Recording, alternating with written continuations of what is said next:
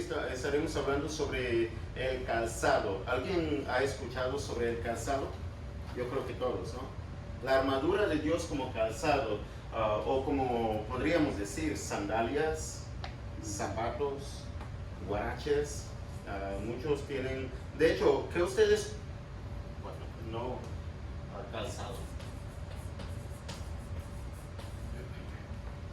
¿Cuántos de ustedes en su casa tienen probablemente más de un par de zapatos? Yo tengo más de un par. Creo que todos.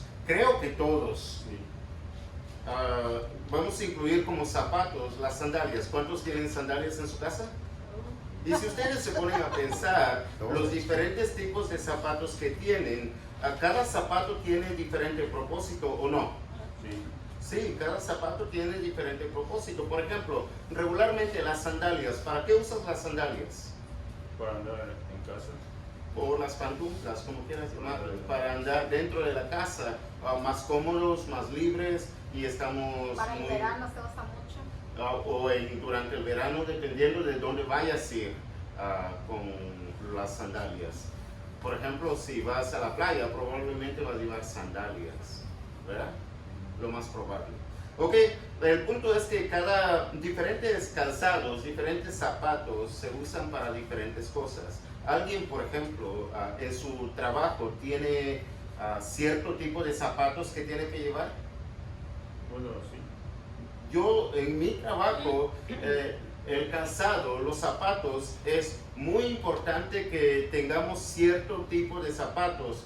Los safety shoes, no sé si todos, pero por lo menos en mi trabajo tenemos que tener safety shoes. Lo que pasa es que trabajamos con, no solamente arriba, la suela tiene que ser grueso, tiene que ser de goma y todo eso para no resbalarnos nosotros desde el techo hacia abajo, pero aparte de eso tiene que ser fuerte. De otra manera, bueno, en el primer año que trabajé no sabía y me clavé los pies por llevar los tipos de zapatos inadecuados. Andaba con tenis.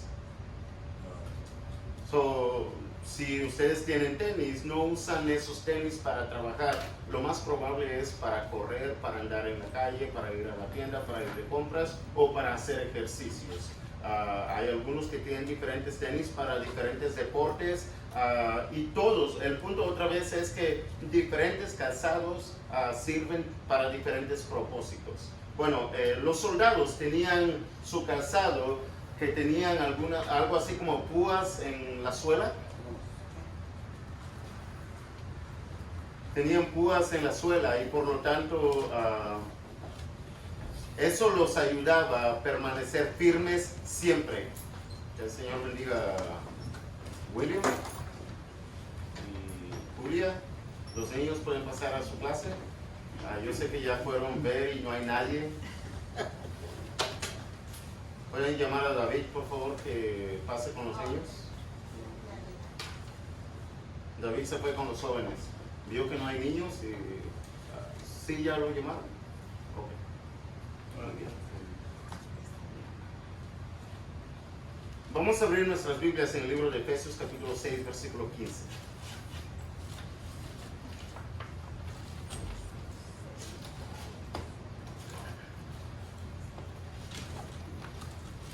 Efesios 6:15. ¿Alguien quiere leerlo, por favor? El tema que vamos a estar hablando es Cálzate del Evangelio. Efesios 6:15. Alguien, por favor. Y calzado los pies con el apresto del Evangelio de la paz. Muy bien, gracias. Calzados los pies con el apresto del Evangelio de la paz. Cuando estamos hablando del calzado, otra vez les comentaba que los soldados romanos tenían su calzado, tenían como púas en la suela, por debajo de sus zapatos, y de esa manera, fueran donde fueran, eso los mantenía firmes, los mantenía más resistentes, los mantenía inmovibles. Okay. Y espiritualmente, cuando hablamos del calzado, esto representa en lo espiritual como el Evangelio. Okay. Que Dios bendiga a Oli, a su familia. ¿Alguien necesita Biblia? ¿Nadie? Ok.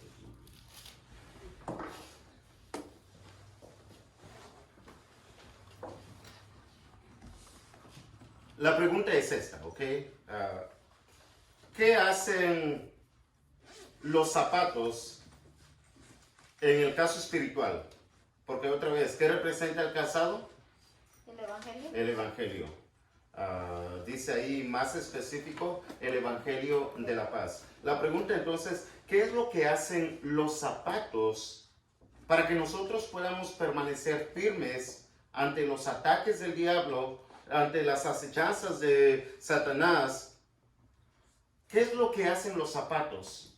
La siguiente pregunta es, ¿cómo es que los zapatos preparan nuestros pies? Estamos hablando ya en cierta manera literalmente, pero más en un sentido espiritual. ¿Qué hacen los zapatos para que nuestros pies puedan resistir en el día malo? ¿Qué es lo que hacen? Para no resbalar. Sí, es cierto, para no resbalar. ¿Y cómo?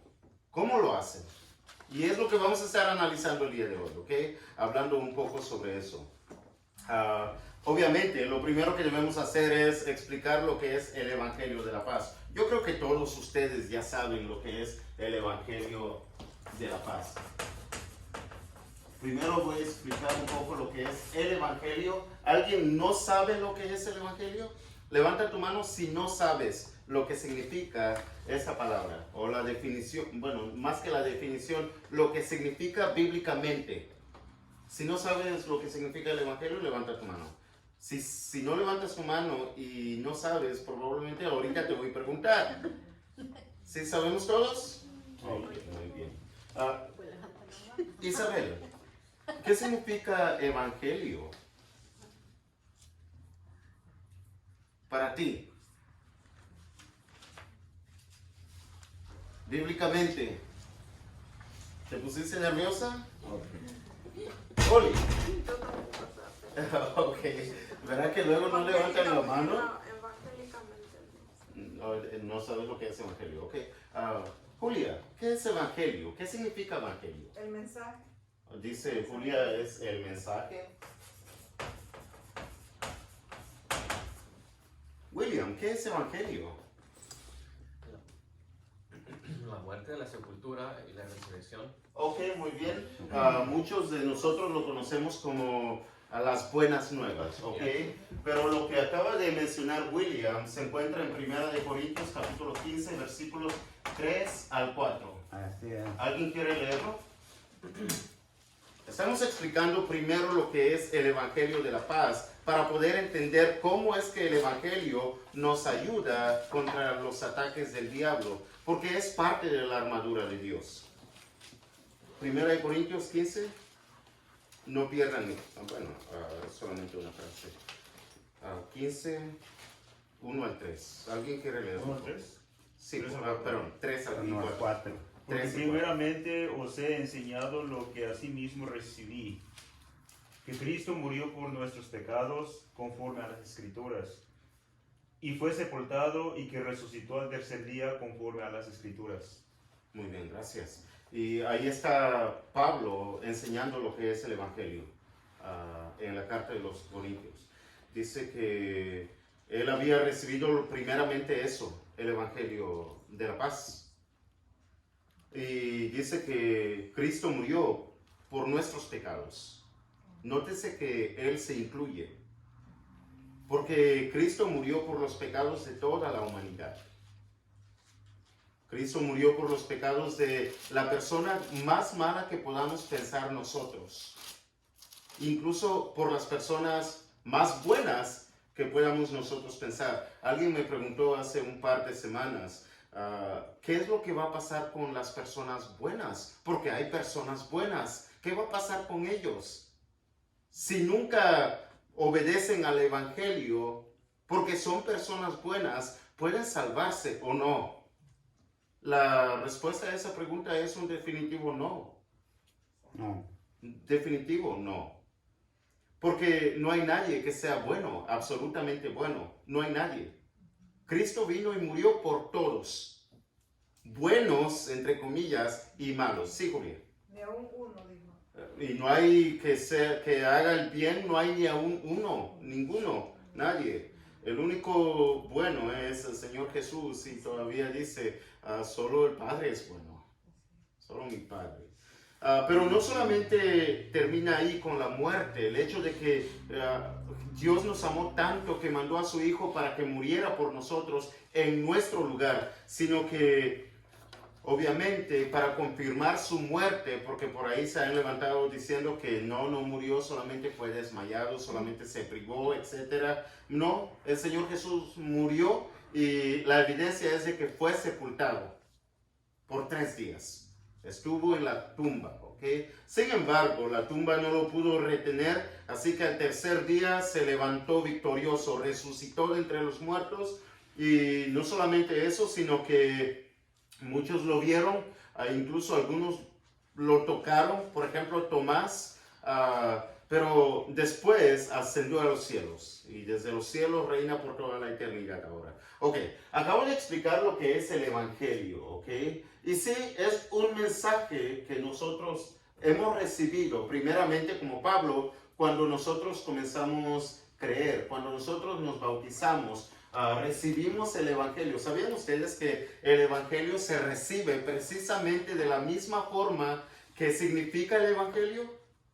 Porque, dice William, el Evangelio significa muerte, sepultura y resurrección. Dice la Biblia en Romanos capítulo 6 que nosotros morimos al pecado, somos sepultados en las aguas del bautismo y somos resucitados juntamente con Jesús. Es la única forma de cómo se recibe el Evangelio, por medio del bautismo. Y creo que la mayoría de ustedes ya han recibido el Evangelio, y gloria a Dios por ello. Pero otra vez, estamos analizando qué es lo que hace el Evangelio de la paz para que nosotros podamos resistir en el día malo. Acabamos de explicar lo que es el Evangelio. Quiero explicar otro punto más detallado, ¿ok? Cuando dice de la paz, ¿por qué es Evangelio de la paz? ¿Alguien se ha puesto a pensar en eso? Porque dice ahí, calzados los pies con el apresto del Evangelio de la paz. ¿Por qué dice de la paz? ¿Por qué tiene que añadirlo Pablo? ¿Por qué de la paz? ¿Qué piensan ustedes? Yo pienso porque pues ya no cargamos con esos pescados. No pescados. ¿Esos pecados? Pecados. Ok, muy bien. Lo que pasa es que había guerra entre Dios y nosotros por causa del pecado. Y eso hacía una separación entre Dios y nosotros, pero ahora ya estamos en paz, ya no estamos en guerra, ya no hay esa separación, sino que ahora hay esa unidad, estamos en paz. Sí, hermano Vázquez. No, ya lo dijo ya. Ok, muy bien. Lo que había una enemistad entre el hombre y Dios. Eso, exacto. Y fuimos reconciliados por el Evangelio.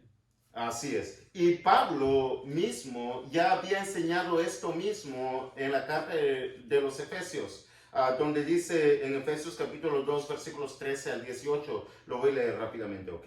Dice así, pero ahora en Cristo Jesús, nótese que dice en Cristo Jesús, ustedes que en otro tiempo estaban lejos, han sido hechos cercanos por la sangre de Cristo. Está describiendo el efecto del Evangelio. Porque Él es nuestra paz. ¿Quién? Jesús. Cristo. Que de ambos pueblos hizo uno, derribando la pared intermedia de separación, aboliendo en su carne las enemistades, la ley de los mandamientos expresados en ordenanzas, para crear en sí mismo de los dos un solo y nuevo hombre, haciendo la paz. Ok, eso nos dice que no solamente hay esta paz entre Dios y toda la humanidad, sino también que hay paz entre judíos y gentiles. Porque de ambos pueblos, por Jesús, hay solamente un pueblo. Ahora ya no pueden decir los judíos, nosotros somos solamente el pueblo de Dios, nosotros somos elegidos por Dios, nosotros somos solamente, no pueden decir eso. Porque ahora los gentiles tienen también la oportunidad por esta reconciliación que pasó por Cristo de que de ambos pueblos hizo solamente un solo pueblo. Ahora ya no importa qué nacionalidad, ahora el pueblo es la iglesia. Y en el momento que tú recibiste el evangelio, tú llegaste a ser parte de ese pueblo. ¿Okay? Estamos hablando ahora el efecto del evangelio cuando se recibe. Y es la paz.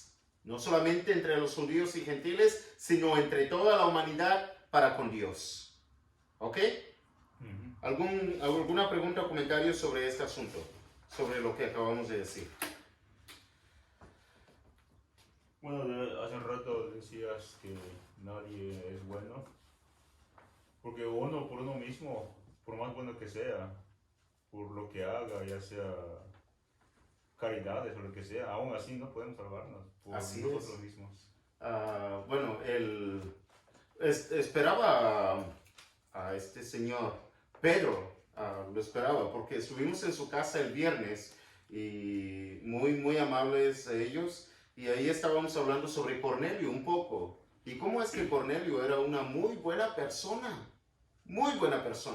hacía lo que mencionas, daba a los pobres caridades y todo eso, oraba siempre. Podríamos considerar que Cornelio es una muy buena persona, pero algo le faltaba. Esta reconciliación entre Dios y él. Le faltaba obedecer el evangelio de la paz, para que él tuviera paz. ¿Sabían ustedes que esto se había profetizado desde muy antes? En Isaías 52:7 dice así: cuán hermosos son sobre los montes los pies del que trae alegres nuevas. Otra vez estamos hablando del calzado, del que anuncia la paz, del que trae nuevas del bien, del que publica salvación, del que dice a Sión, tu Dios reina. Por el profeta Isaías 52, versículo 7. En Romanos 10 también lo dice eso. Claro, por supuesto. Y así prácticamente es el evangelio que se ha anunciado desde entonces. Entonces, quiero enfatizar, Dios ha comprado la paz a través de la muerte de su Hijo Jesús. Y por eso ahora nosotros podemos tener paz. Isaías 52, 8 al 10 dice también así: voz de tus atalayas alzarán la voz, juntamente darán voces de júbilo, porque ojo a ojo verán que Jehová vuelve a traer a Sión.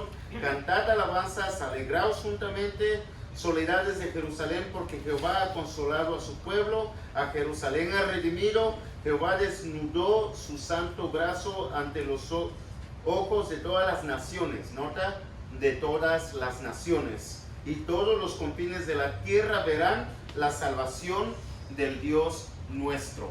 No solamente Sión, no solamente Jerusalén, no solamente los judíos, sino que en todos los confines de la tierra se verá la salvación de un Dios salvador. Y otra vez es por medio de nuestro Señor Jesucristo. Ok, muy bien. Ya que entendemos o ya que sabemos, Oli, ¿entiendes lo que es el Evangelio entonces? Sí sabía, nomás que se me olvidó. Ok, Pero muy sí, bien. sí, lo había escuchado. Incluso papá me lo había dicho también. Yo sé, yo creo que tú ya sabías también, ¿cierto?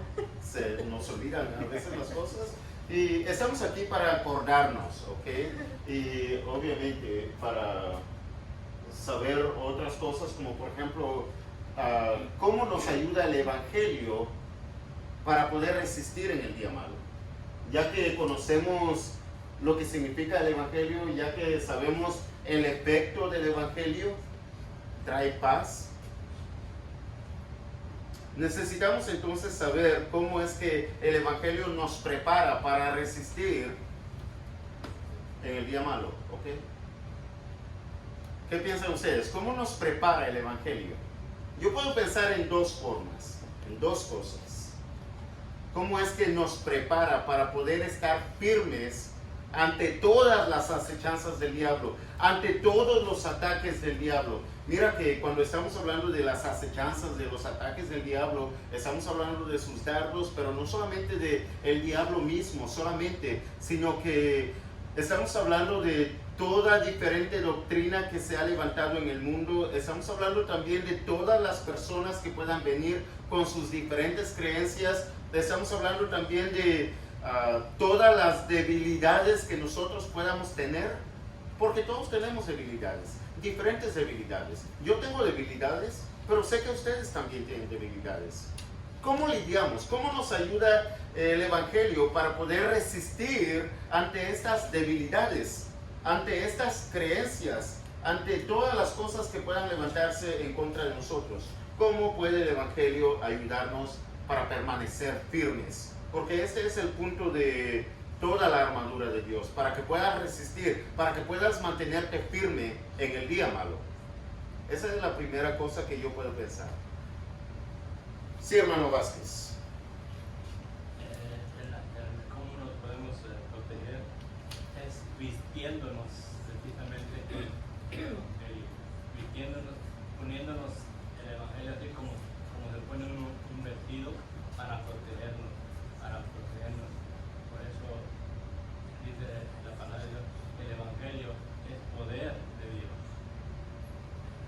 El Evangelio es poder de Dios. Así es, claro que sí. Ok, voy a corregir solamente del vestido a calzarse, ok, porque es como lo dice Pablo. Pablo dice, en otras palabras, nunca vas a estar listo para resistir en contra del enemigo, en contra de sus acechanzas. Nunca vas a estar listo para permanecer firme a menos que te calces muy bien con el Evangelio de la paz. Sí, hermano. Cuando uno acepta al Señor Jesucristo, cuando decimos acepta, es que acepta lo que Él, cuando se bautiza uno y nace de nuevo. Claro. Nace otra vez y dice la palabra de Dios, por ejemplo en Colosenses 3, versículo 12. Vestidos pues como escogidos de Dios, santos, amados, de entrañable misericordia, de indignidad. Pero ¿cómo nos vestimos? El versículo 10, vestidos del nuevo hombre. O sea, el Evangelio nos hace nuevas criaturas, nos pone en Cristo, y así lo dice Romano, si alguno está en Cristo, si alguno está en Cristo, nueva criatura es. Claro. Entonces debemos de vestirnos de esa manera, y de la única manera es hacer lo que el Evangelio nos dice que hagamos, ¿verdad? Ok, muy bien. Por supuesto. Ok, podría entonces yo decir esto sobre el vestido, ¿ok? Otra vez, quiero cambiar del vestido al calzado por esta razón. Porque la última vez que vimos la armadura de Dios, estábamos hablando, Pablo dice esto sobre el vestido, que es vestidos de la coraza, con la coraza de justicia. Y es lo que usted está diciendo, ¿ok? Porque nosotros en el momento que nos ponemos la coraza, somos justos delante de Dios. Por lo tanto, hemos recibido ese nuevo vestido. Hablando de la armadura, esta nueva armadura o esta pieza de la armadura. En este momento quiero cambiar del vestido otra vez al calzado, ¿ok? Porque por algo Pablo lo dice. Por algo, obviamente. Muy bien.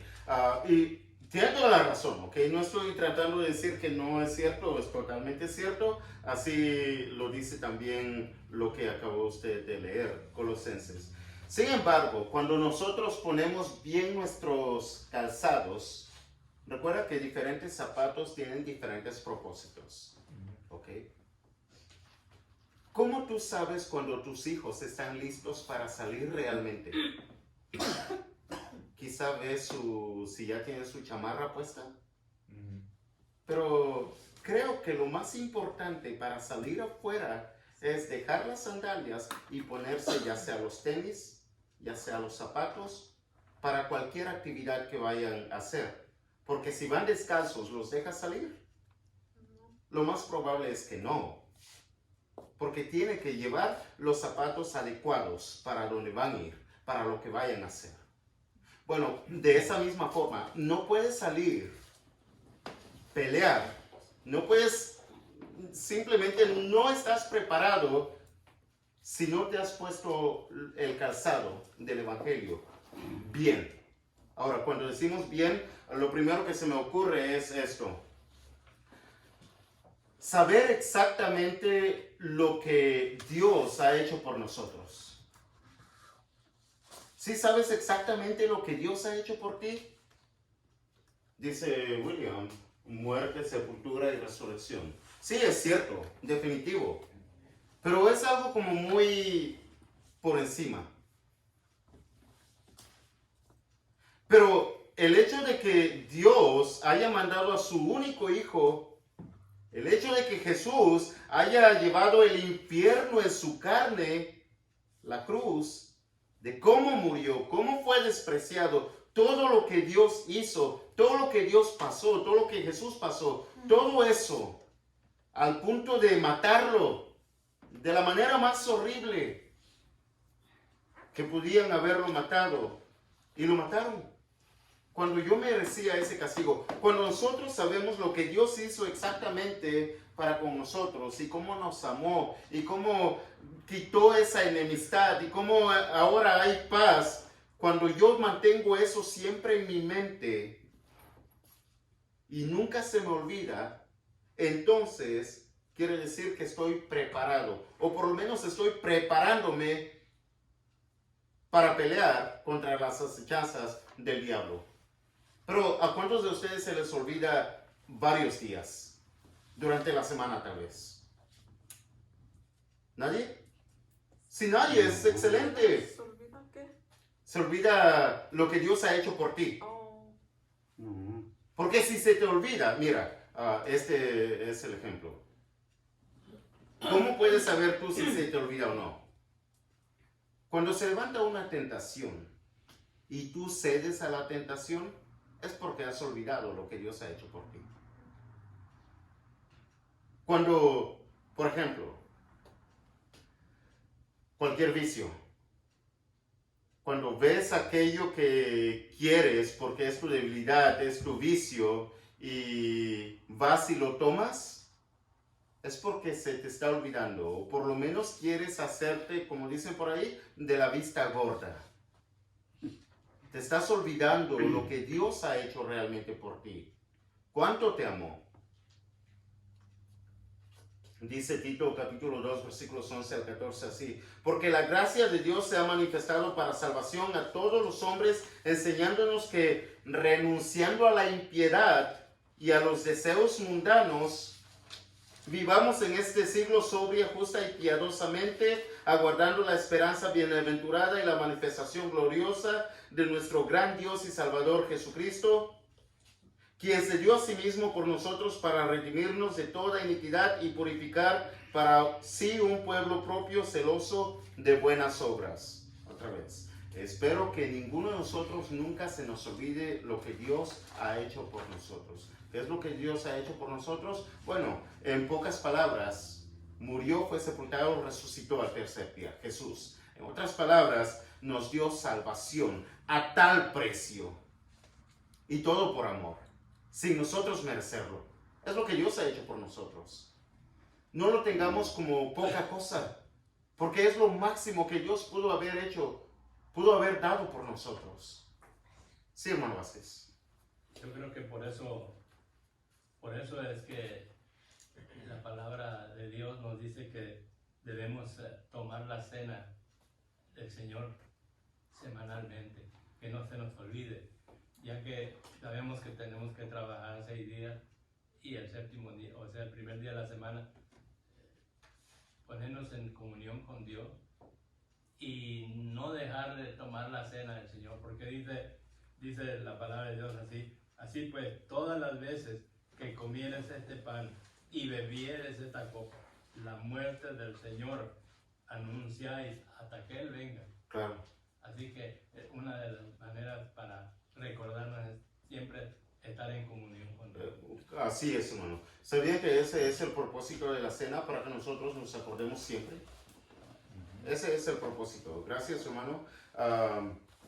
Entonces, primer punto, ¿ok? ¿Cómo nosotros podemos resistir en el día malo con el Evangelio? bueno, recordar siempre lo que significa, lo que es realmente el Evangelio. El amor de Dios. Por gracia sois salvos. Mantener eso siempre en nuestra mente y no ceder a los deseos mundanos, a todas las iniquidades que podamos pensar, a todos los pecados. Okay, una segunda cosa, ¿okay? Y con esa segunda cosa voy a terminar. El Evangelio de la Paz nos hace permanecer firmes por esta razón. Cuando cumplimos el mandamiento, y el mandamiento es este: vayan y prediquen el Evangelio a toda criatura. En otras palabras, todas las personas que conoces, si nosotros cumplimos con este mandamiento, esa es una muy buena preparación para poder resistir en el día malo. Por esta razón, miren. ¿Recuerdan que leía yo a Isaías donde dice: cuán hermosos son sobre los montes los pies del que trae alegres nuevas, del que trae el Evangelio? Cuán hermosos son los pies del que predica el Evangelio. Porque eso quiere decir que está preparado para resistir en el día malo, para poder pelear en contra de las acechanzas del diablo. Ese es el problema por el cual muchos de nosotros no estamos fuertes y resbalamos fácilmente.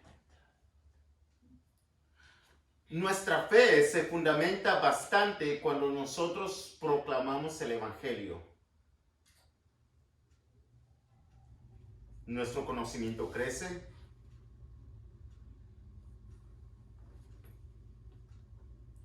Cuando vemos nosotros lo que Dios está haciendo en los corazones de las personas, y cuando las personas entregan sus vidas a Dios, ¿no acaso te fortalece eso? ¿No acaso te anima? Pero dice la palabra de Dios: ¿quién va a creer si no hay nadie quien les predique? ¿Quién va a atender a Dios? ¿Quién va a ser salvo si nadie viene predicando el Evangelio? Y si nadie predica el Evangelio, entonces no solamente no hay salvos, sino que nosotros estamos propensos a ser derrotados por el diablo, porque no estamos preparados para resistirle en el día malo.